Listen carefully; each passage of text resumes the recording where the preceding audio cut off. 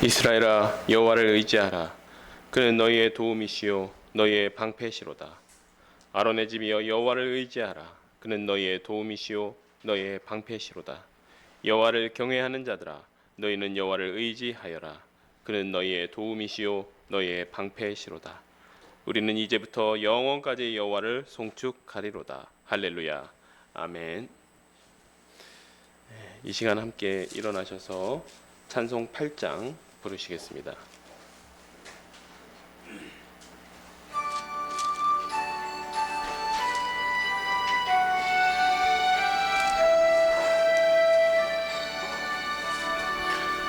거룩 거룩 거룩 전능하신 주님, 이른 아침 우리 주를 찬송합니다. 거룩 거룩 거룩 자비하신 주님, 성삼위일체 우리 주로다. 거룩 거룩 거룩 주의 보좌 앞에 모든 성도 면류관을 벗어뜨리네. 전군 천사 모두 주께 굴복하니 영원히 위에 계신 주로다. 거룩 거룩 거룩 주의 빛난 영광, 모든 죄인 눈 어두워 볼 수 없도다. 거룩하신 이가 주님밖에 없네. 온전히 전능하신 주로다. 거룩 거룩 거룩 전능하신 주님, 전지 만물 모두 주를 찬송합니다. 거룩 거룩 거룩 전능하신 주님, 성삼위일체 우리 주로다.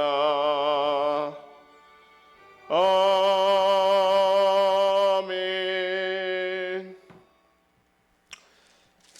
이 시간 성시교독 4번, 교독문 4번 함께 교독하시겠습니다.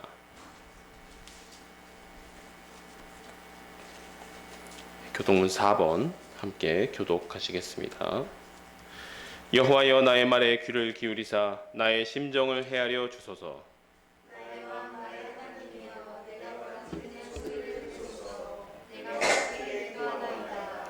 여호와여, 아침에 주께서 나의 소리를 들으시리니 아침에 내가 주께 기도하고 바라리이다. 주는 주여 기뻐하는 것이 아니시니 아니 주와 함께 넘어지지 못하고 오만한 자들이 주의 목전에 서지 못하리이다. 주는 모든 행악자를 미워하시며 거짓말하는 자들을 멸망시키리이다. 여호와께서는 피 흘리기를 즐기는 자와 속이는 자를 싫어하시나이다. 오직 나는 주의 풍성한 사랑을 힘입어 주의 집에 들어가 주를 경외함으로 성전을 향하여 예배하리이다. 여호와여, 나의 원수들로 말미암아 주의 의로 나를 인도하시고 주의 길을 내 목전에 곧게 하소서. 아멘. 사도신경으로 우리의 신앙 고백하도록 하시겠습니다. 전능하사 천지를 만드신 하나님 아버지를 내가 믿사오며 그 외아들 우리 주 예수 그리스도를 믿사오니 이는 성령으로 잉태하사 동정녀 마리아에게 나시고 본디오 빌라도에게 고난을 받으사 십자가에 못 박혀 죽으시고 장사한 지 사흘 만에 죽은 자 가운데서 다시 살아나시며 하늘에 오르사 전능하신 하나님 우편에 앉아 계시다가 저리로서 산자와 죽은 자를 심판하러 오시리라. 성령을 믿사오며 거룩한 공회와 성도가 서로 교통하는 것과 죄를 사하여 주시는 것과 몸이 다시 사는 것과 영원히 사는 것을 믿사옵나이다. 아멘. 자리에 앉아주시기 바랍니다. 492장 찬송하시겠습니다.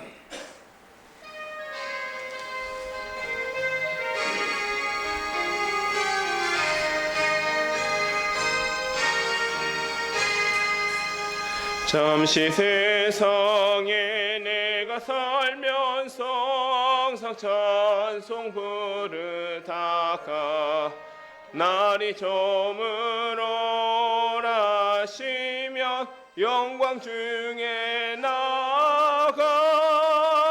열린 천국문 내가 들어가 세상 짐을 내려놓고 빛나며 멸류관 받아 쓰고서 주와 함께 길이 살리.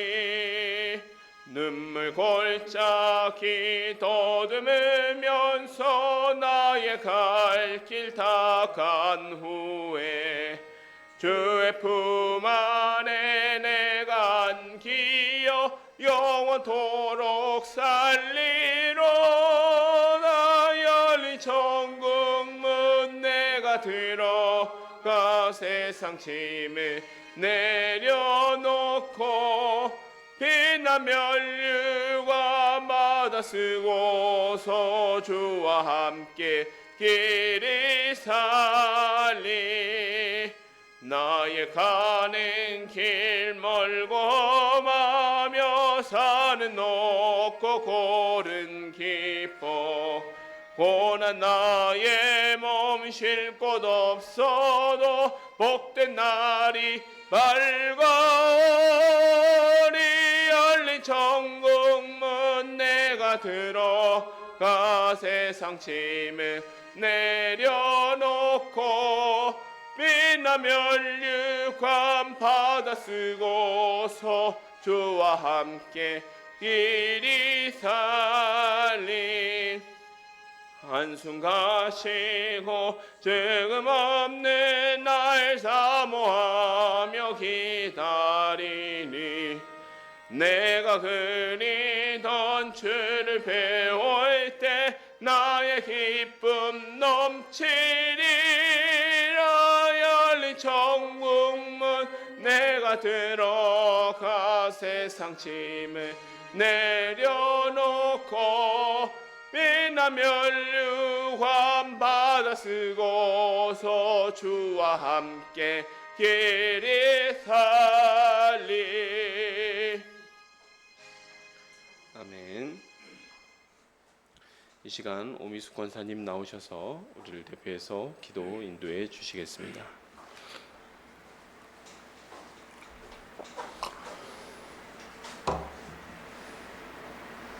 사랑과 은혜가 풍성하신 하나님 아버지, 거룩한 주일을 허락하시고 하나님 앞에 나와 예배드린 자신이 감사드립니다.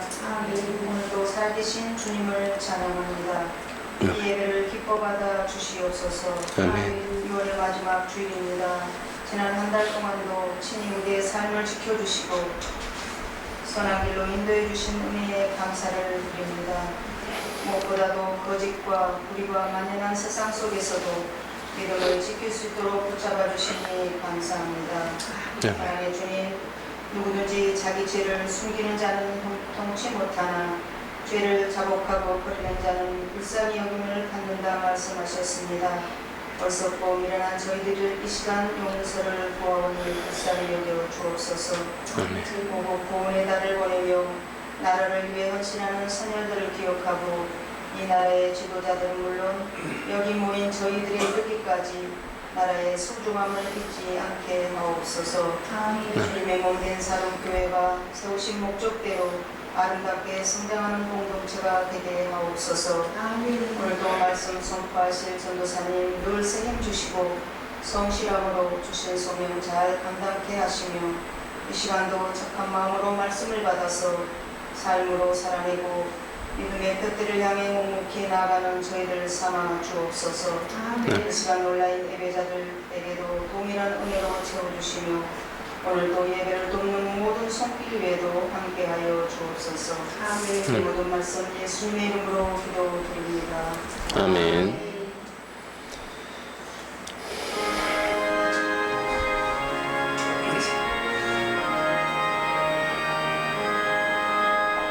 진리와 생명 되신 주 기원을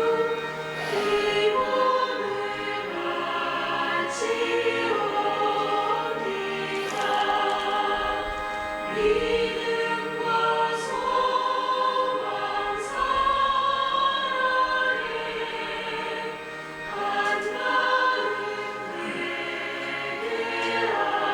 하소서.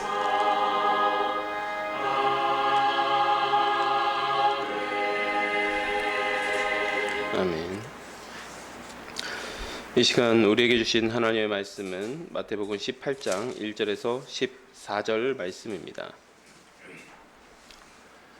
마태복음 18장 1절에서 14절 말씀입니다. 신약성경 29페이지에 있습니다.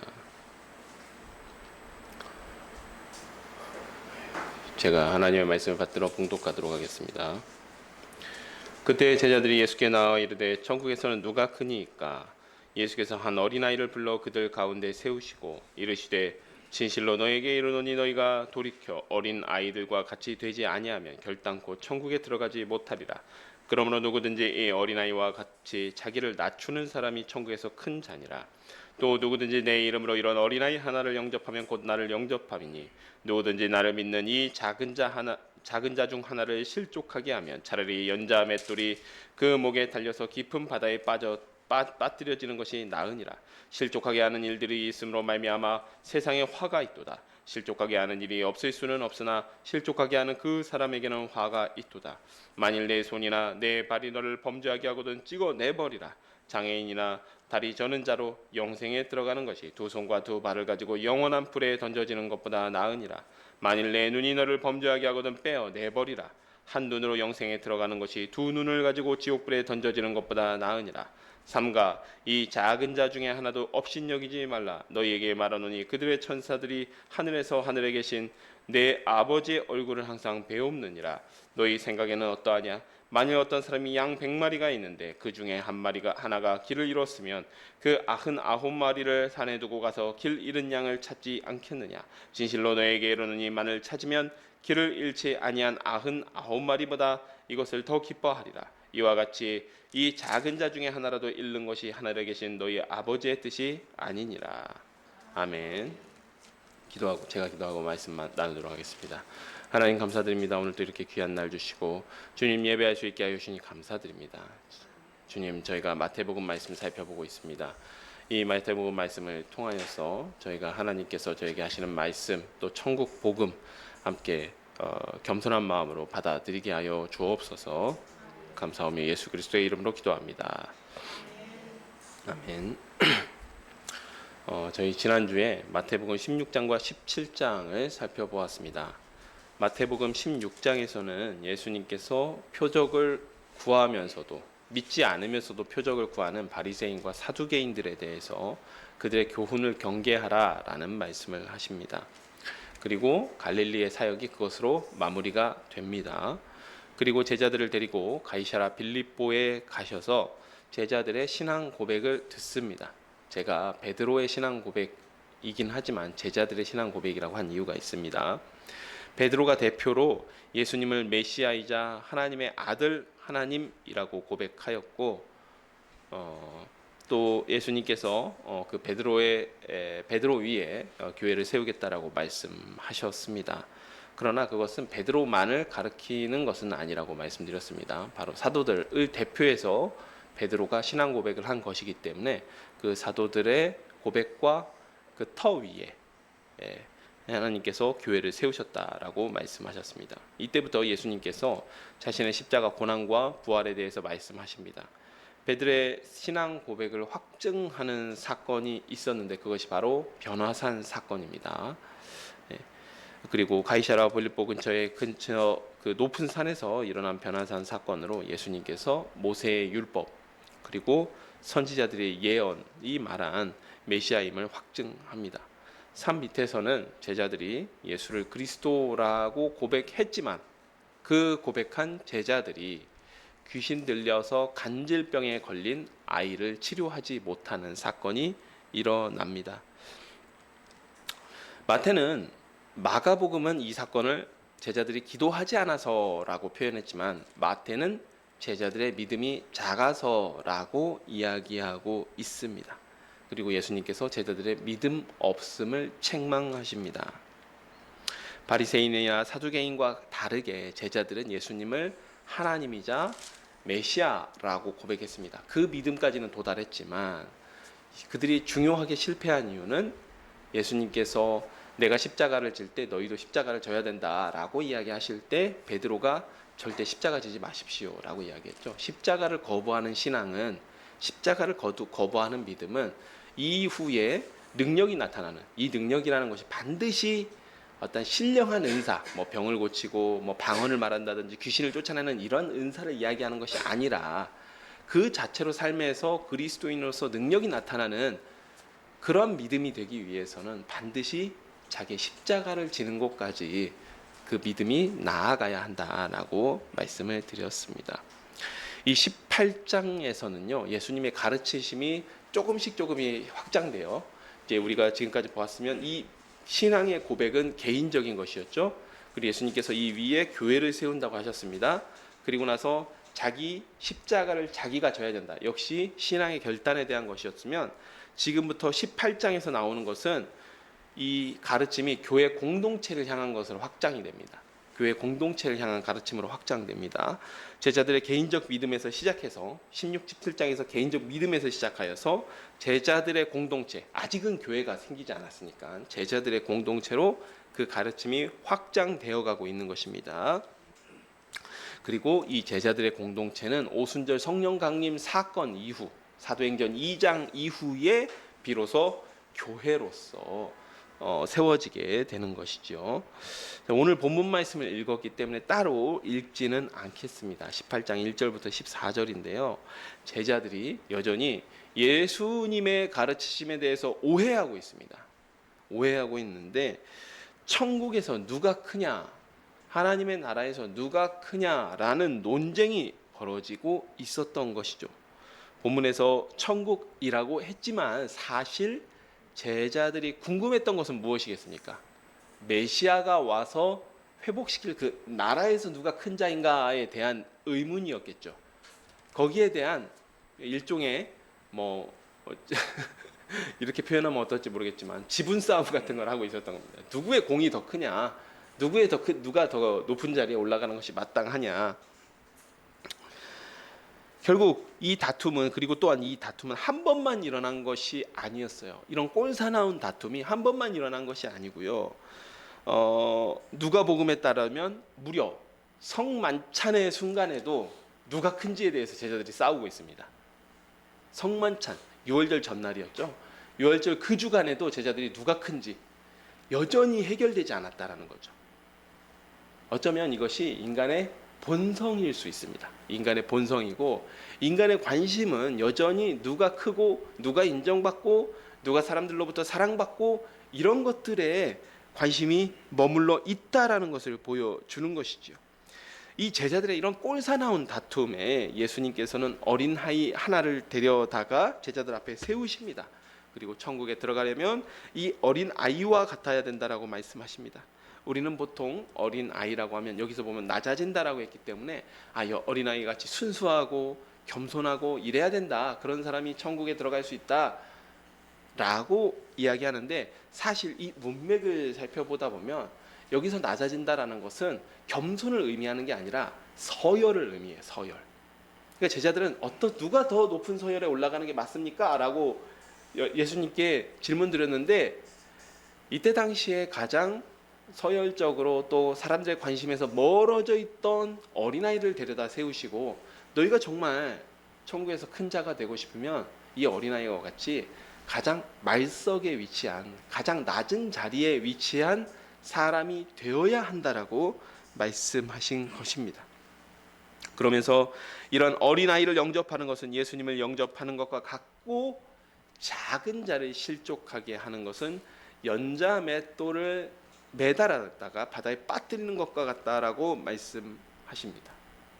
여러분, 저도 뭐 사실 그렇게 자주 본 적은 없지만 맷돌, 우리 보통 우리나라에서 맷돌은 이제 사람이 이렇게 돌리는, 뭐 콩을 간다든지 곡식을 가는 건 맷돌이죠. 사실 맷돌 윗장만 해도 굉장히 무겁습니다, 사실. 예. 그거 이렇게 고개에 만약에 맨다라고 생각하면 고개 들기도 쉽지 않습니다. 그 정도 무게예요. 그런데 여기서 말하는 연자 맷돌은 사람이 돌리는 맷돌이 아닙니다. 그때 당시에 히브리 지역에서 연자 맷돌은 주로 나귀 같은 동물이 돌리는 거대한 맷돌. 그러니까 일반적인 집이라기보다는 어떤 마을에서 공용으로 사용하는 방앗간이라든지 이 정도에 있는 굉장히 큰, 그러니까 예수님께서 여기서 과장법을 사용하신 것이죠. 그런 연자 맷돌을 매달고 물에 빠뜨리면 어떤 사람도 살아나올 수가 없습니다. 그런데 작은 자를 실족하게 하는 것이, 그를 넘어뜨리게 하는 것이, 여기서 실족한다는 것은 넘어지다라는 의미인데, 넘어지게 하는 것이 마치 그와 같다.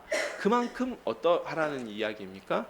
작은 자도 소중하게 여겨라, 작은 자를 영접해라, 이 이야기가 이어지는 것이지요. 그러면서 다시 한번 5장의 산상수훈에서 말씀하신 경고를 다시 한번 말씀하십니다. 눈과 손이 범죄하게 하면 차라리 찍어 내버리라라고 말씀하십니다. 다른 사람을 넘어지게 하고 내가 범죄하는 것보다 영생에 들어가는 것이, 이거 역시도 과장법입니다. 실제 뭐 어떤 이슬람 계율이나 아니면 고대 사회에 이제 오리게네스라는 이런 학자가 있었는데 실제로 이런 것들을 직접 적용했습니다. 하지만 결과가 어떻게 됐냐면 교회 회의에서 이단으로 정죄받았어요. 그러니까 이렇게 극단적으로 하라는 것이 아니라 여기에 대한 교훈을 받으라는 것이죠. 그리고 이 이야기의 결론이 잃은 양 한 마리의 비유라고 할 수 있습니다. 그러니까 보통 저희가 이제 교회에서 설교를 듣다 보면 보통 이 99마리의 양과 잃은 양 한 마리의 비유를 따로 떼어서 말씀하시는 경우가 많은데, 사실 잃은 양 한 마리의 비유가 어디서 나왔냐면 천국에서 누가 큰 자인가 하는 이 다툼에서 마지막 결론부로 예수님께서 말씀하신 것이 잃은 양 한 마리의 비유라는 것입니다. 우리가 이 비유는 너무나 잘 알고 있습니다. 양 100마리를 가지고 있는 사람이 그 하나를 잃어버렸습니다. 그 한 마리가 길을 잃었을 때 목자가 99마리가 남았다라고 안심하는 것이 아니라 99마리를 두고 잃은 양 한 마리를 찾으러 길을 떠난다라는 것이죠. 그리고 기어이 그 잃어버린 작은 자 하나를 찾아온다. 이것이 무엇이냐? 이것이 하나님의 뜻이라는 것입니다.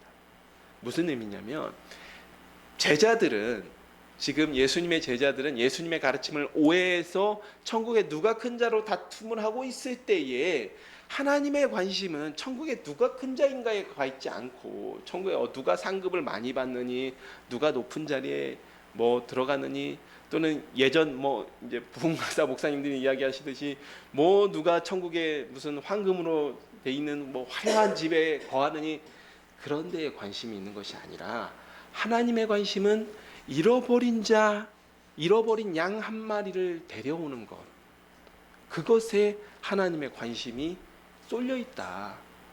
제자들의 관심, 또 우리 사람들의 관심과 하나님의 관심은 명백하게 다른 곳에 있습니다. 제자들은 아직도 그 시선이 땅에 머물러 있습니다. 누가 큰 권세를 갖느냐, 누가 큰 명예를 누리느냐에 속해 있지요. 하지만 하나님은 작은 자를 찾아 돌아오게 하는 것에 모든 관심을 쏟고 계시고 있습니다. 예수님을 주로 고백하는 그 공동체, 그 교회의 공동체는, 교회 공동체 안에도 그런 다툼이 있지요. 누가 큰 자인가 다툼 왜 없겠습니까? 사람들이 모여 있는 곳인데, 사람들이 모인 모든 곳에는 누가 큰 자인가, 누가 의사 결정을 해야 되는가, 누가 권력을 잡아야 되는가, 누가 더 큰 명예를 누려야 되는가, 반드시 그런 다툼이 있습니다. 있는 것이 당연합니다. 하지만 교회 공동체는 그런 것에 다툼을 하는 공동체가 아니라 작은 자 한 사람, 혹시 잃어버린 작은 자 한 사람이 없는가, 우리 안에 외면하고 있는 작은 자가 없는가, 작은 자가 있다라면 반드시 그를 발견하여서 구해서 교회로 돌아오게 하는 것이 바로 하나님의 뜻에 합당한 천국 백성으로서의 그 공동체에 속해 있는, 교회에 속해 있는 자로서의 자세, 그런 태도라고 할 수 있습니다. 15절입니다. 역시 이제 공동체에 대한 가르침입니다. 내 형제가 죄를 범하거든 가서 너와 그 사람과만 상대하여 권고하라. 만일 들으면 내가 내 형제를 얻는 것이요, 만일 듣지 않거든 한두 사람을 데리고 가서 두세 증인의 입으로 말할 마다 확증하게 하라. 만일 그들의 말도 듣지 않거든 교회의 말하고 교회의 말도 듣지 않거든 이방인과 세리와 같이 여기라. 진실로 너에게 이르노니 무엇이든지 너희가 땅에서 매면 하늘에서도 매일 것이요, 무엇이든지 땅에서 풀면 하늘에서도 풀리리라. 진실로 다시 너에게 이르노니 너희 중에 두세 사람이 이 땅에서 합심하여 무엇이든지 구하면 하늘에 계신 내 아버지께서 그들을 위하여 이루게 하시리라. 두세 사람이 내 이름으로 모인 곳에는 나도 그들 중에 있느니라. 이 구절은 예수님의 작은 자에 대한 가르침에서 바로 이어지는 질문입니다. 실족한 작은 자에 대해서는 실족하지 않게 하고 잃어버린 자를 찾는 것이 마땅합니다. 그렇다면 한 가지 질문이 더 있을 수 있죠.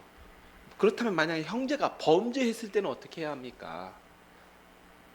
그 부분에 대한 비록 이 질문이 있지는 않지만 예수님께서 먼저 답을 제시해 주신 것이죠.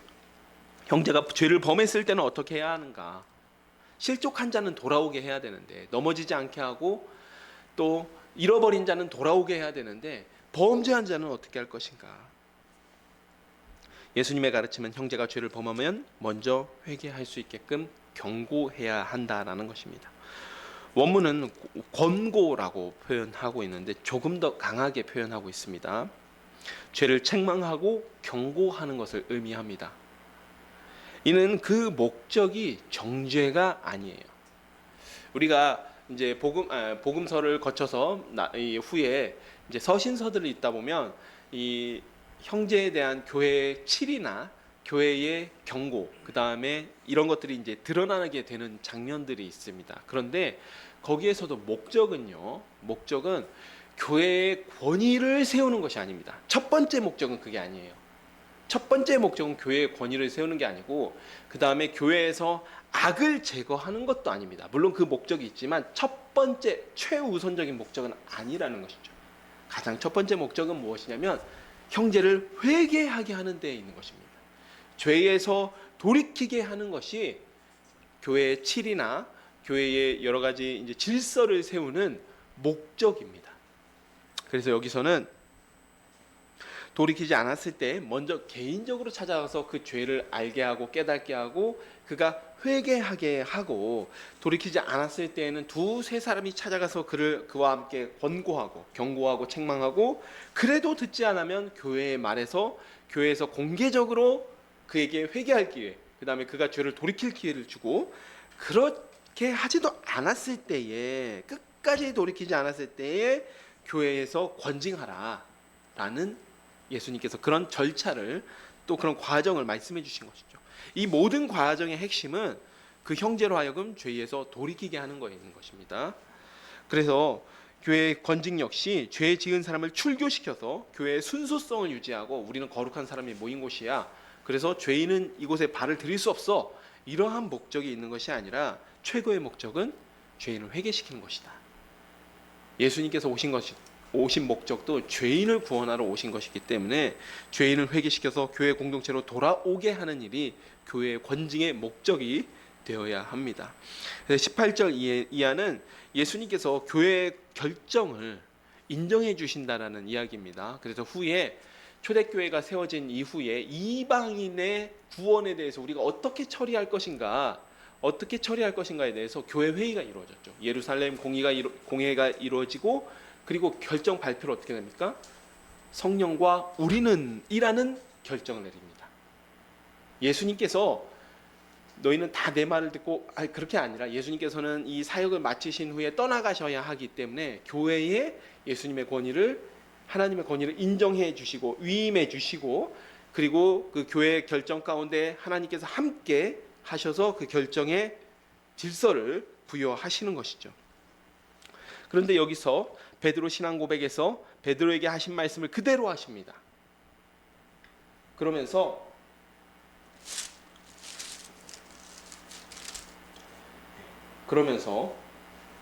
너희가라고 이야기합니다. 너희가 땅에서 매면 하늘에서도 매일 것이요 무엇이든지 땅에서 풀면 하늘에서도 풀리리라. 베드로의 신앙 고백에서는 내가라고 2인칭으로 표현했다면 여기서는 2인칭이지만 2인칭 복수로 표현하고 있어요. 너희가, 즉 이 베드로의, 다시 한번 여기서 드러나는 것인데, 여기서 교회를 그 위에 세우겠다라는 게 베드로 개인을 이야기하는 것이 아니라 이 사도들을 이야기한다라는 것이죠. 사도들. 그래서 이 신앙 고백과 사도들의 터 위에 세워진 교회에 주신 권세라는 사실을 알 수 있는 것입니다. 그런데 제가 왜 이야기를 좀 길게 하냐면, 이것을 굉장히 이제 그 로마 교회, 그러니까 이 로마 교회에서 이것들을 오해해서 교회의 교황이 모든 권위를 다 가지고 있다라고 주장을 했고 지금도 주장합니다. 그래서 제가 한번 말씀드린 적이 있는 것 같은데, 중세 시대 때 교황의 깃발은 열쇠입니다. 열쇠예요. 모든 천국 열쇠를 가지고 있다는 거죠, 교황. 한 번도 우리 예수님은 그렇게 말씀하신 적이 없어요. 베드로의 대표성을 가지고 그렇게 얘기하신 것이지, 베드로 자체 한 개인에게 주시겠다고 말씀하신 게 아니라는 것이죠. 그래서 마태돈 또한 이렇게 해서 두 사람이 합심하여 구한 것은 하나님께서 이루시며 예수의 이름으로 모인 두세 사람의 공동체를 교회라고 말씀하십니다. 교회는 예수님의 이름으로 모여서 함께 하나님께 기도하는 공동체라는 것을 알 수가 있습니다. 그런데 예수님께서는 이렇게 말씀하셨는데, 사실 지금은 우리가 좀 이런 가르침에 대해서 올바르게 기억하고 있는지 좀 돌이켜 보아야 할 것 같습니다. 여전히 사실은 교회라는 것을 일종의 어떠한 조직이라거나 혹은 조금 더 그 가치를 잃어버린 사람들은 어떤 건물이라고 생각하기도 하죠. 하지만 분명하게 예수님은 말씀하셨습니다. 예수의 이름으로 모인 기도하는 공동체, 예수의 이름으로 모여 하나님의 뜻이 이 땅 가운데 이루어질 수 있도록 기도하는 그 공동체가 바로 교회인 것입니다. 교회의 의미를 다시 한번 우리가 되새겨보는 우리 샤론의 가족들이 되시기를 축복드립니다. 21절입니다. 그때에 베드로가 나와 이르되 주여, 형제가 내게 죄를 범하면 몇 번이나 용서하여 주리이까? 7번까지 하오리까? 예수께서 이르시되 내게 이르노니 7번뿐 아니라 7번을 70번까지도 할지니라.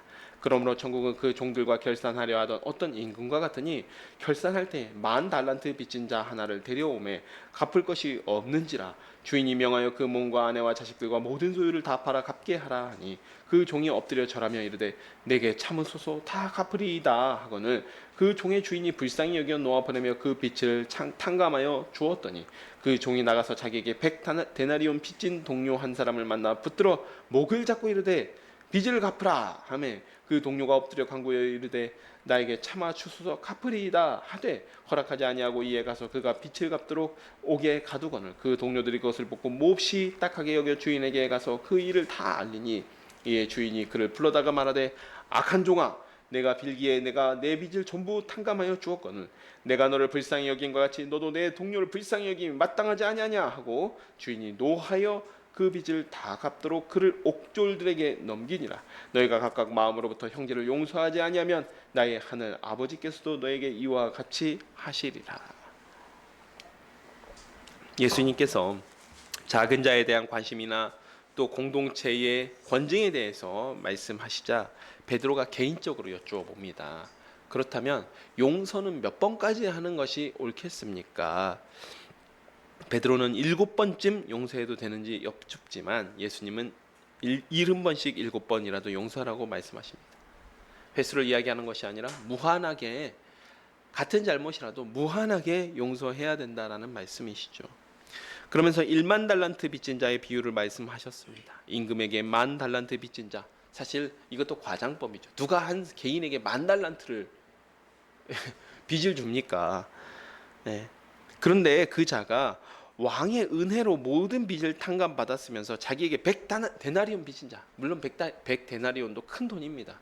지금 뭐 물가로 환산하면, 우리나라 물가로 환산하면 한 1,000만 원, 1,500만 원 정도 되는 돈이죠. 큰 돈이죠. 하지만 자기는 갚을 수 없는 천문학적인 그 빚을 탕감받았으면서 아무리 큰 돈이라도 자기에게 빚진 자를 용서하지 않고 그를 옥에 가두었다. 그랬을 때 왕도, 그를 용서해 준 왕도 그를 용서하지 않겠다라고 말씀하십니다. 즉 우리 역시 갚을 수 없는 큰 은혜를 입은 자답게 나에 대한 사소한 잘못, 서로 그것이 아주 큰 잘못, 예수님께서 산상수훈에서는 뭐라고 말씀하셨습니까?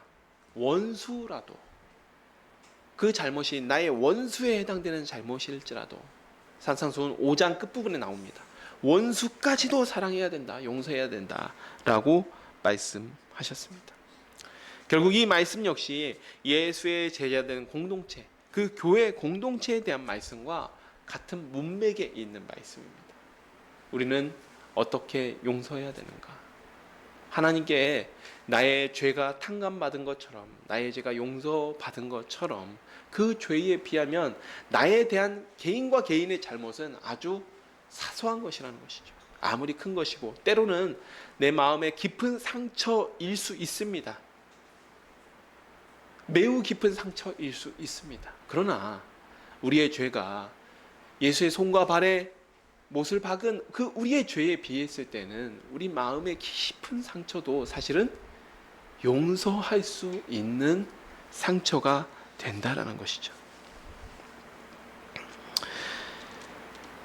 그래서 이 가르침은 여기에서만 나타나는 것이 아니라 이미 마태복음 6장에서도 우리가 함께 살펴보았습니다. 주기도문에서 이미 이렇게 우리에게 기도하라고 가르쳐 주셨죠.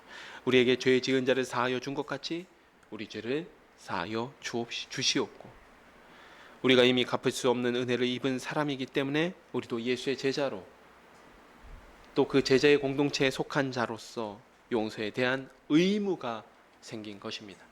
용서할지 말지 결정하는 것이 아니라 이제 예수의 제자라면 반드시 용서를 해야만 하는 것이죠. 이 말씀을 마치신 후에 가이사랴 빌립보에서 잠깐 들리신 갈릴리의 사역이 완전하게 마무리됩니다.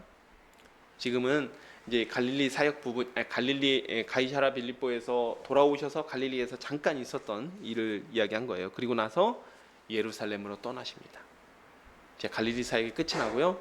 예수님의 십자가 사역을 위해서 예루살렘으로 가는 길에 그 노상에서 벌어진 일입니다. 19장 1절입니다. 예수께서 이 말씀을 마치시고 갈릴리를 떠나 요단강 건너 유대 지경에 이르시니 큰 무리가 따르거늘 예수께서 거기서 그들의 병을 고치시더라. 바리새인들이 예수께 나와 그를 시험하여 이르시되 사람이 어떤 이유가 있으면 그 아내를 버리는 것이 옳으니까? 예수께서 대답하여 이르시되 사람을 지으신 이가 본래 그들을 남자와 여자로 지으시고 말씀하시기를 그러므로 사람이 그 부모를 떠나서 아내에게 합하여 그 둘이 한 몸이 될지니라 하신 것을 읽지 못하였느냐? 그런즉 이제 둘이 아니요 한 몸이니 그러므로 하나님이 짝지어 주신 것을 사람이 나누지 못할지니라 하시니, 여짜오되 그러면 어찌하여 모세는 이혼 증서를 주어서 버리라 명하였나이까? 예수께서 이르시되 모세가 너희 마음의 완악함 때문에 아내의 버림을 허락하였거니와 본래는 그렇지 아니하니라. 내가 너희에게 말하노니 누구든지 음행한 이유 외에 아내를 버리고 다른 데 장가드는 자는 간음함이니라. 제자들이 이르되 만일 사람이 아내에게 이같이 할진대 장가들지 않는 것이 좋겠나이다.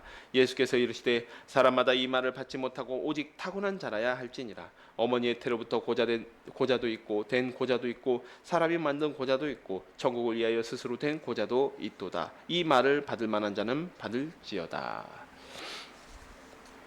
예수님께서 마지막 사역을 위해서 예루살렘으로 가실 때는 사마리아 지역을 통과하지는 않은 것으로 보여요. 여기 요단강을 건너가서 유대 지경이라고 하는데 사실 여기는 유대 지경이라기보다는 이제 베레아 지역을 이야기하는 것으로 보입니다. 요단강을 건너서 베레아 지방을 거쳐서 이제 누가복음을 보면 이제 다시 강을 건너오셔서 이 여리고를 통해서 예루살렘에 입성하신 것으로 그러한 이제 예수님의 이 행적을 추적해 볼 수가 있습니다. 근데 19장에서는 천국에 대한 어떤 가치들이 차례대로 이제 등장하게 되는데 그 모든 가치들이 우리의 가치관과는 상당히 다르다라는 것이 드러납니다. 먼저 바리새인들이 예수를 이혼에 대한 질문을 통해서 예수님을 시험하고자 합니다. 근데 뜬금없이 갑자기 왜 이혼에 대한 질문이 나오냐면 뜬금없는 것이 아니었어요. 이때 당시에 이 바리새인들의 학파들 중에서도 이 이혼에 대한 가르침으로 좀 첨예하게 좀 대립하고 있었던, 그러니까 나름 그들 사이에서는 핫한 이슈였던 거예요. 그리고 심지어 우리가 이미 살펴보았지만 세례 요한이 이 이혼에 대해서 헤롯을 비판하다가 처형당했거든요. 그런데 이 세례 요한의 가르침은 많은 바리새인들이 이제 지지하고 또 따르고 있는, 그러니까 나름 오피니언 리더로서 이 헤롯 대왕을 막 비판하다가 처형당했단 말이에요. 그러다 보니까 상당히 이것이 이 바리새인들 사이에서는 뜨거운 주제였던 거예요. 그런데 이걸 가지고 예수님을 공경에 빠뜨리려고 어떤 입장을 취하든 이건 격렬한 반발이 있을 수밖에 없는 입장이기 때문에 예수님을 시험하였던 것입니다.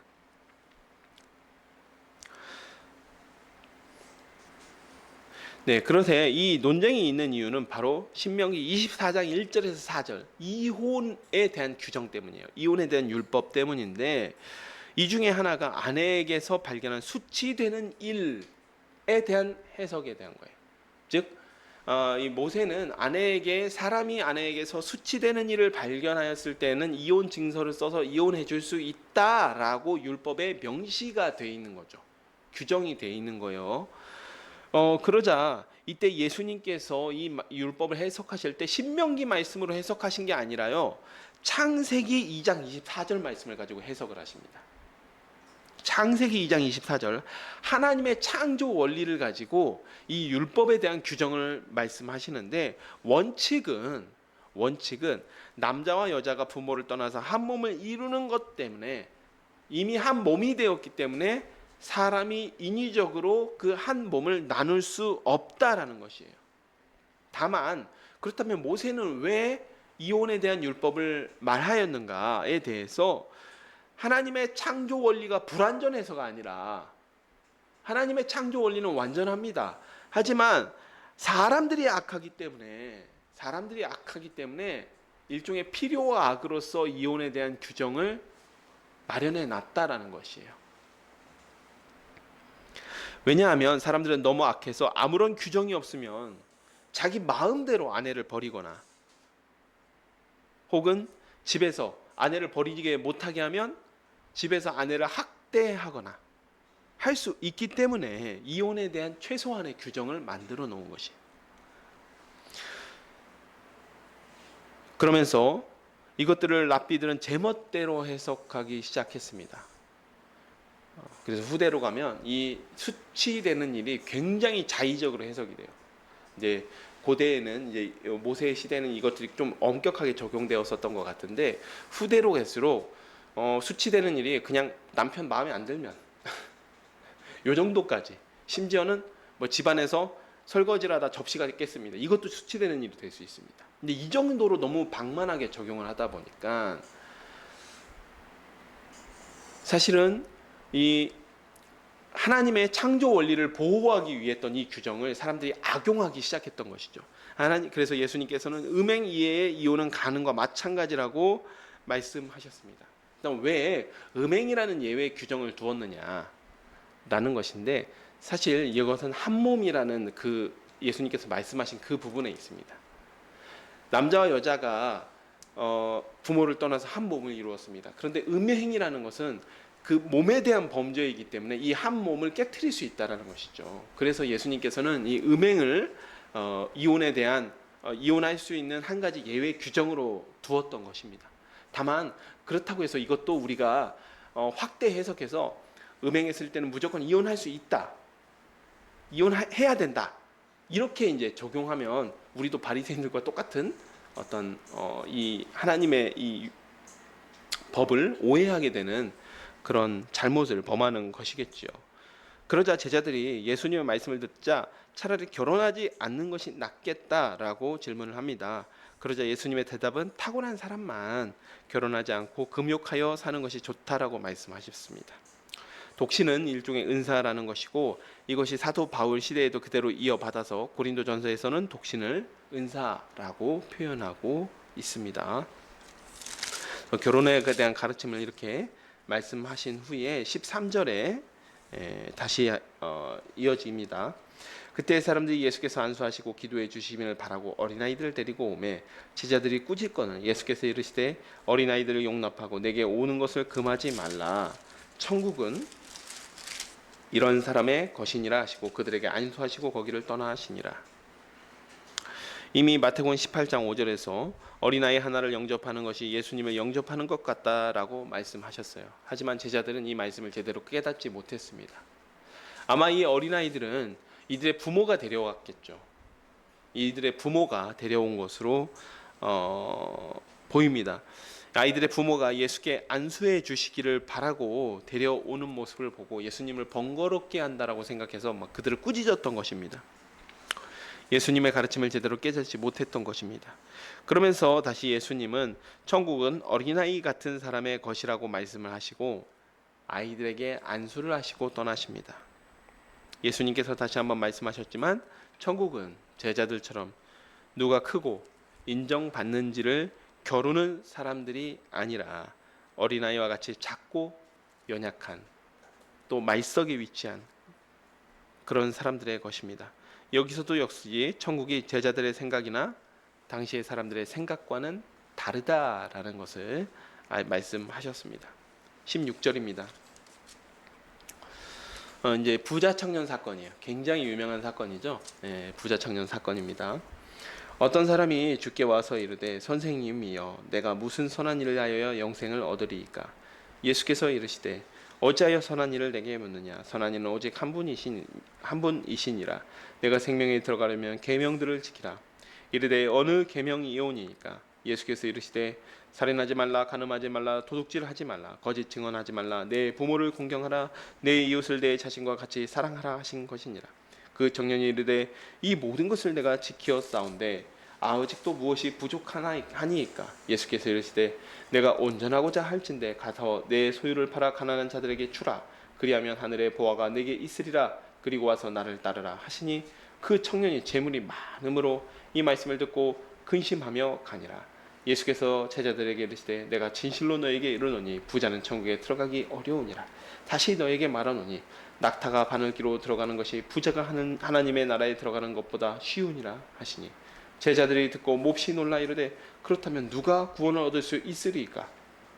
예수께서 그들을 보시며 이르시되 사람으로는 할 수 없으나 하나님으로서는 다 하실 수 있느니라. 이에 베드로가 대답하여 이르되 보소서 우리가 모든 것을 버리고 주를 따라 싸운데 그런즉 우리가 무엇을 얻으리이까. 예수께서 이르시되 내가 진실로 너에게 이르노니 세상이 새롭게 되어 인자가 자기 영광의 보좌에 앉을 때에 나를 따르는 너희도 12보좌에 앉아 이스라엘 12지파를 심판하리라. 또 내 이름을 위하여 집이나 형제나 자매나 부모나 자식이나 전토를 벌인 자마다 여러 배를 받고 또 영생을 상속하리라. 그러나 먼저 된 자로서 나중되고 나중된 자로서 먼저 될 자가 많으니라. 이 사건은 공강복음 모두에 기록된 사건입니다. 소위 우리가 부자 청년 사건이라고 이야기하죠. 근데 여기는 조금 몇 가지 표현들이 좀 생략이 돼 있어요. 마태복음에는 부자라는 부분만 좀 기록이 돼 있습니다. 부자라는 부분과 청년이라는 부분만 기록이 돼 있어요. 그리고 이제 관원이다. 뭐 이런 설명들은 좀 생략이 되어 있습니다. 한 부자 청년이 와서 예수께 무슨 선한 일을 해서 영생을 받을 수 있을지 질문합니다. 이 청년은 영생을 얻기 위해서는 선한 일을 행해야 된다라고 믿고 있었던 것이죠. 그리고 이 청년이 예수께 와서 이 영생을 얻기 위한 조건을 물은 이유는 그 방법을 묻기 위해서이기도 하지만 그런 목적이 없었다라고 볼 수 없어요. 그런데 이 청년이 예수님을 찾아온 주된 목적은 사람들이 존경하고 선지자라고 생각하는 그 예수님께 야, 너 정도면 뭐 영생을 얻기 충분하겠다라는 인정을 사실 받고 싶었던 것으로 보입니다. 예. 왜냐면 그가 아주 자신 있게 나는 계명을 모두 다 지켰습니다 이렇게 이야기하거든요. 그러나 우리는 이미 산상수훈에서 예수님께서 새롭게 명령하신 계명들을 보았습니다. 이 청년의 이야기하는 계명은 실제 계명이 아니라 이 청년이 이야기하는 자기가 지켰다라는 계명은 사실 실제 계명이라기보다는 이 계명들을 해석한 랍비들의 해석을 자기가 철저히 지켰다라는 이야기이죠. 예수님께서 말씀하시지 않은 한 가지가 있었습니다. 바로 소유를 팔아서 가난한 자들에게 나누어 주고 예수님을 따르는 것이었습니다. 이 이야기를 들은 청년은 재물이 많음으로 근심하여 돌아갑니다. 누가복음에서는 이 청년이 관원이라고 기록되어 있지만 마태는 부자라고만 기록하고 있습니다. 이는 이 청년이 예수님의 가르침에도 근심하는 이유를 돈에 대한 문제, 돈에 대한 집착으로 한정하여서 그 주제를 부각시키기 위한 것이죠. 결국 청년은 근심하여 돌아갑니다. 문제는 예수님이 21절에서 영생을 얻는 방법으로 묘사하는 모습이 13장에서 우리가 함께 살펴본 천국에 대한 비유가 있었죠. 천국에 대한 비유에서 마지막 비유에 값진 진주를 발견한 사람, 땅에 묻힌 보화를 발견한 사람이 있었습니다. 그때 그 사람이 어떻게 하죠? 보화를 발견했을 때, 값진 진주를 발견했을 때 자기의 모든 소유를 팔아서 보화를 샀고 땅을 샀고 진주를 샀습니다. 그리고 제가 바로 그 결정이 아주 합리적인 결정이다. 대단한 희생이나 헌신이 아니라 아주 합리적인 결정이다. 무슨 이야기냐면 땅에 묻힌 보화의 가치 그리고 값진 진주의 가치를 알아본 사람이라면 누구든지 그렇게 할 수밖에 없다. 그렇게 하는 것이 당연하다라고 말씀드렸습니다. 그리고 예수님께서는 이 부자 청년에게 같은 것을 요구하셨어요. 너 보안이 꽤나 재산이 많은 것 같은데 그것들 다 처분하고 나 따라와라. 그렇다면 네가 영생을 얻을 수 있을 것이다. 너의 모든 재산을 처분하고 값진 보화가 숨겨져 있는 그 땅을 사라. 그리하면 그것이 영생을 얻을 수 있는 길이다. 라고 비법을 알려주셨어요. 그러나 청년은 재산이 많음으로 근심하여 돌아갔습니다. 그가 영생을 얻는 길을 추구하였기는 했지만 그것이 얼마나 값진 것인지 자신의 모든 소유를 팔아도 그것과 비교할 수 없다라는 것을 깨닫지는 못한 사람이었다라는 것이죠. 결국 그가 가진 너무 많은 재물이 그가 추구하는 영생의 가치를 가려버린 것입니다. 너무 많은 재물이 역설적으로 그 땅 속에 얼마나 귀한 보물이 묻혀 있는지 그 눈을 가려버린 것이죠.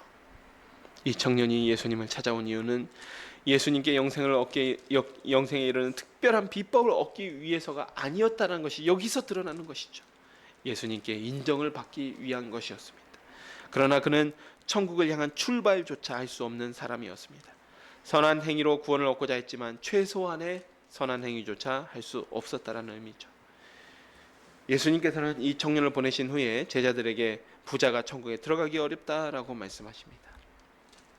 그것은 물질과 하나님 나라 사이에 있는 영적 전쟁에 대한 문제가 이 청년에게 국한되어 있는 문제, 이 청년에게만 해당되는 문제는 아니라는 사실을 말씀하시는 것입니다. 이미 예수님은 마태복음 6장 24절, 지금 예수님의 이 십자가를 앞둔 가르침이 다시 모두 다 이 산상수훈의 가르침과 연결되고 있어요. 6장 24절에서 하나님과 재물을 겸하여 섬길 수 없다라고 이미 말씀하셨습니다. 그럼에도 불구하고 제자들은 예수님의 말씀에 누가 구원을 얻을 수 있냐면서 놀라워합니다. 저런 훌륭한 존경받는 부자 청년조차도 구원을 얻을 수 없으면 누가 구원을 얻을 수 있겠습니까? 그러나 예수님께서는 사람으로서는 할 수 없나니 하나님은 하실 수 있다라고 말씀하십니다. 재물과 하나님 사이의 선택에 대한 문제가 우리 모두의 문제이듯이 구원은 하나님께 달려 있다라는 의미입니다. 이것은 우리의 책임을 외면하는 것이 아니라 부자 청년이나 우리나 누구나 사람의 힘과 노력과 사람의 지혜로는 땅에 묻힌 보화가 얼마나 값진 것인지 알아볼 만한 지혜가 우리에게는 없다라는 이야기예요. 그래서 예수님께서 말씀하셨죠. 계시를 깨닫는 자가 비밀을 안다. 계시를 알게 하신 자가 비밀을 안다. 예수님께서는 부자 청년에게 자신을 따르라고 말씀하셨기 때문에 베드로가 대뜸 예수님을 따르고 있는 자신은 어떻게 됩니까? 라고 질문을 드립니다. 그래도 제자들은 부자 청년과는 다르게 모든 것을 버려두고 예수님을 따랐기 때문이겠죠. 특히 요한 그리고 야고보 이 두 형제는 그래도 있는 집 자식이었잖아요. 예수님께서는 제자들에게 긍정하세요. 그래, 너희에게 보상이 있다 라고 말씀하시죠. 예수님께서 심판하러 임하실 때 12제자도 함께 이스라엘 12지파를 심판한다라고 이야기합니다. 이는 예수님께서 왕으로 임하시는 나라가 예수를 믿고 따르는 것으로 이루어지는 새로운 이스라엘이기 때문입니다. 또 부모나 자식이나 땅을 버린 사람, 즉 진짜 유기했다 이런 의미가 아니라 예수님을 가장 우선순위로 삼고 예수님을 따랐다라는 의미죠. 그런 사람은 여러 배로 받고 영생을 받게 됩니다. 결국 이 땅에서의 복도 있지만, 이 땅에서 누리는 복도 있지만 천국이라는 보상이 가장 큰다라는 것이죠. 가장 두드러지고 가장 귀한 것이다라는 의미입니다. 마지막으로 경고의 말씀을 덧붙이세요. 예수님께서 먼저 된 자가 나중되고 나중된 자가 먼저 될 자가 많다라고 이야기하시는데 이게 경고의 말씀입니다. 즉 베드로는 자신들은 예수님을 따랐기 때문에 합당한 보상이 없냐라고 물었던 건데 그거에 대한 경고라고 볼 수 있거든요. 이미 제자들은 18장에서 누가 천국에서 큰 자인지 다투었습니다. 사실 이 베드로의 물음은 결국 어떻게 연결되냐면 예수를 위해서 어떻게 희생한 사람이 더 큰 보상을 받게 되느냐라는 문제랑도 이렇게 연결되어지거든요. 그런데 예수님께서는 거기에 대해서 지금 경고하신 거예요. 거기서 경고하시면서 나를 따랐을 때 상급이 있다는 것을 부인하지는 않으셨습니다. 그러나 이때까지 보였던 베드로나 제자들의 태도는 먼저 된 자로서 나중될 자가 될 수 있는 모습이었죠. 천국에서 누가 큰 자인지 경쟁하고 다투고 누가 더 큰 권세, 더 큰 명예를 누려야 되는지 경쟁하는 그런 자세는 먼저 된 자로서 나중될 자가 될 수 있는 모습이었습니다. 특별히 여기에 잘 들어맞는 인물이 바로 부자 청년이었던 것이죠. 그는 세상 사람들로부터 존경받고 부자였고 또 나름 인생의 궁극적 가치가 영생에 있는 상당히 훌륭한 삶을 산 인물이었습니다. 그러나 그는 부자였고 부자가 천국 들어가기 어렵다는 말씀을 들었을 때 제자들이 놀랄 정도로 괜찮은 인생을 살았던 사람입니다. 그러나 재물을 포기하고 예수님을 따르는데 실패했고 결과적으로 천국을 소유하지 못하는 사람이 되었습니다. 이 시간 여기까지 보도록 하겠습니다. 사랑하는 여러분, 주는 그리스도시요 살아계신 하나님의 아들이라는 신앙 고백은 십자가를 지는 신앙으로 이어져야만 합니다. 그렇지 않았을 때에는 이때 당시의 제자들의 신앙처럼 불완전한 신앙, 능력이 없는 신앙의 모습으로 나타나게 됩니다. 또한 그러한 개인적 신앙 고백은 오늘 본문에서처럼 교회에 대한 가르침으로 이어집니다. 천국의 원리가 지배하는 교회는 누가 큰 자인지 겨루는 장소가 아닙니다. 교회의 관심은 잃어버린 자, 작은 자를 실족하지 않게 하고 잃어버린 자를 찾아 돌아오게 하는 데에 교회의 관심이 머물러야 합니다. 이러한 문제는 교회 안에서 범죄하거나 잘못을 저지른 사람에게도 이어집니다. 교회는 악을 행하는 사람을 엄중하게 책망해야 합니다. 그것이 없으면 문제죠. 그러나 책망의 목적은 교회의 순수성을 지키는 것보다는 악을 범한 자를 돌이켜 회개하는 데에 있어야 합니다. 그것이 첫 번째 목적이 되어야 합니다. 교회의 순수성을 지키는 건 두 번째 목적인 것이죠. 또한 우리가 우리의 죄가 하나님 앞에 용서받았듯이 다른 사람의 잘못도 용서해야만 하는 의무를 갖게 되었습니다. 예루살렘으로 향하는 길에도 예수님의 가르침은 여러모로 당시 유대 지도자들과 또는 우리의 관심과는 상당히 달랐습니다. 이혼에 대한 문제도 인간의 죄를 허용하는 방식이 아니라 가정을 만드신 하나님의 뜻을 헤아리는 방식으로 예수님은 말씀하셨습니다. 또한 재물과 하나님 사이에 어정쩡하게 양다리를 걸치는 것을 허용하지 않으셨습니다. 재물과 하나님은 겸하여 섬길 수 없습니다. 천국을 소유하기를 원하는 사람은 자신의 모든 것을 다 바쳐서라도 천국이 감추어져 있는 그 밭을 사야 하고 극히 귀한 진주를 사야만 하는 것이죠. 이처럼 천국을 소유한 사람들은 모든 면에서 세상 사람들과 달라야 합니다.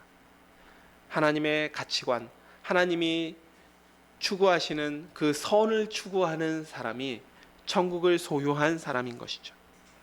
심지어 우리의 생각과도 다릅니다. 하나님의 기준과 방법은 우리의 생각 너머에 있기 때문이죠. 그래서 천국을 소유한 사람들은 제자답게 살아가야 합니다. 가장 중요한 사실은 그렇게 살면서도 지극히 낮은 어린아이와 같은 삶을 사는 것입니다. 그렇지 않으면 우리는 하나님의 관심이 아닌 우리의 영광을 구하는 삶으로 살게 되는 것이죠. 사랑하는 여러분, 그러나 이러한 삶이 우리의 의지로 사라지는 것은 아닙니다. 그것은 그저 도덕적인 삶에 불과한 것이죠. 또 다른 나의 의를 쌓는 삶에 불과한 것입니다. 오늘 예수님께서 말씀하셨듯이 사람으로서는 할 수 없는 일을 하나님은 하십니다. 이는 비단 물질에 대한 문제뿐만이 아닙니다. 교만한 우리, 여전히 누가 더 큰 자인지 추구하는 우리의 본성은 누가 더 큰 자인지, 누가 더 큰 권세를 누리는지, 누가 더 인정받는지, 누가 더 사랑받는지, 누가 더 명예를 누리는지에 고정될 수밖에 없습니다. 그러나 작은 자의 삶, 소외되고도 잃어버린 영혼에 집중하는 삶, 물질보다 하나님을 선택할 수 있는 삶, 그 모든 것은 하나님의 능력으로부터 나옵니다. 우리가 노력해야 되는 부분은 바로 하나님의 말씀에 지극히 집중하여서 그 말씀에 순종하는 것입니다. 이 시간 우리 샤론의 가족들이 이와 같이 하나님의 뜻에 집중하면서 그 말씀에 순종함으로 세상과는 다른 제자의 삶을 살아가는 여러분이 되시기를 축복합니다. 제가 기도하고 말씀 맺도록 하겠습니다. 하나님 아버지, 참으로 감사드립니다. 오늘 또 이렇게 귀한 날 주셔서 하나님의 말씀을 듣게 하여 주시니 감사드립니다. 주님, 오늘 주님께서 가르쳐 주신 모든 말씀, 제자의 삶이 세상으로부터 얼마나 다른지, 얼마나 다른 것이어야 하는지 저희에게 말씀하셨습니다. 주님, 저희가 그와 같이 살아가기를 원하지만 저희는 또한 연약하고 부족하고 악합니다. 오직 주님께, 주님의 말씀에 집중하고 주님의 그 말씀에 순종하는 그것만이 주님께서 오늘 저에게 가르쳐 주신 말씀 가운데 말씀대로 살아갈 수 있음을 고백합니다. 저희로 하여금 오직 주님께 순종할 수 있는 마음을 주시옵소서. 예수 그리스도의 이름으로 기도합니다. 아멘. 이 시간 212장 함께 찬송하시면서 준비하신 예물 하나님 앞에 올려드리도록 하겠습니다.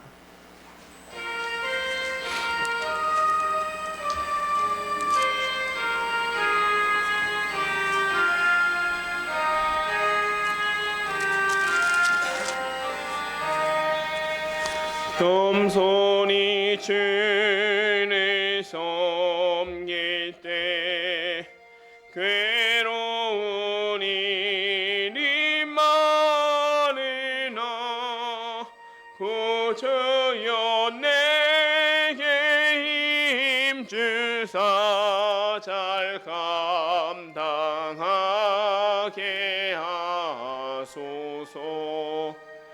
인자 한 마리 가지고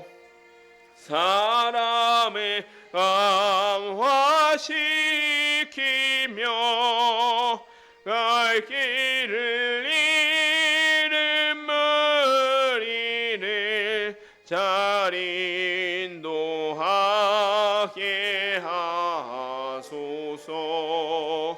구주의 귀한 인내를 깨달아 알게 하시고 굳건한 믿음 주셔서 승리하게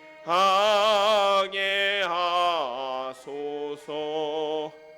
장래의 영광 비추사 소망이 되게 하시며 구주와 함께 살면서 참 평강 얻게 하소서. 아멘. 드려진 헌금을 위해서 제가 기도하도록 하겠습니다. 하나님 아버지, 참으로 감사드립니다. 정말 무더운 날 가운데도 주님을 예배할 수 있게 해주시니 감사합니다. 주님, 저희가 주님 앞에 나오면서 주님께서 베풀어 주신 모든 복들 가운데 물질의 일부를 구별하여 나왔습니다. 이 물질 귀한 곳에 사용되게 하여 주시었고, 이 물질이 사용되는 곳마다 잃어버린 양이 돌아오는 그런 역사가 나타나게 하여 주시옵소서. 예수 그리스도의 이름으로 기도합니다.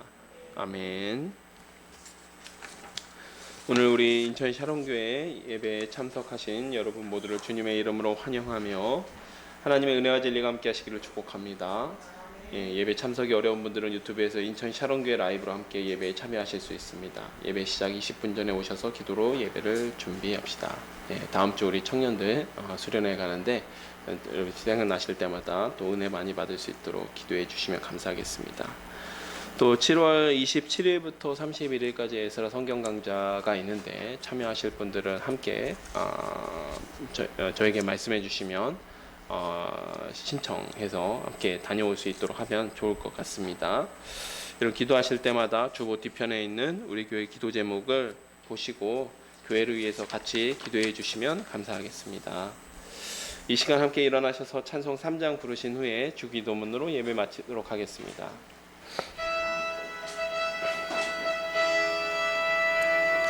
성부 성자와 성령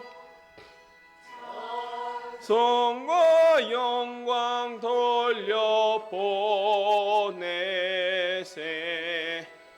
태초로 지금까지 또 영원 무궁토록 성삼위께 영광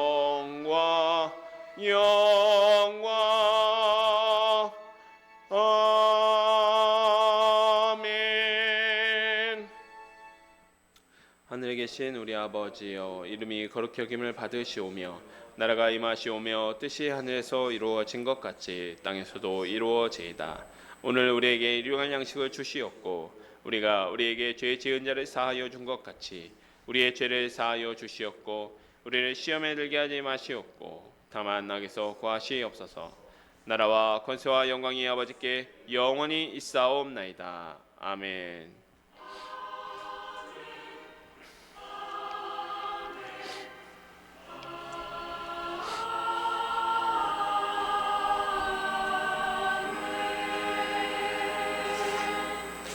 예배 마쳤습니다. 하나님의 영광과 감사의 박수 올려드리겠습니다.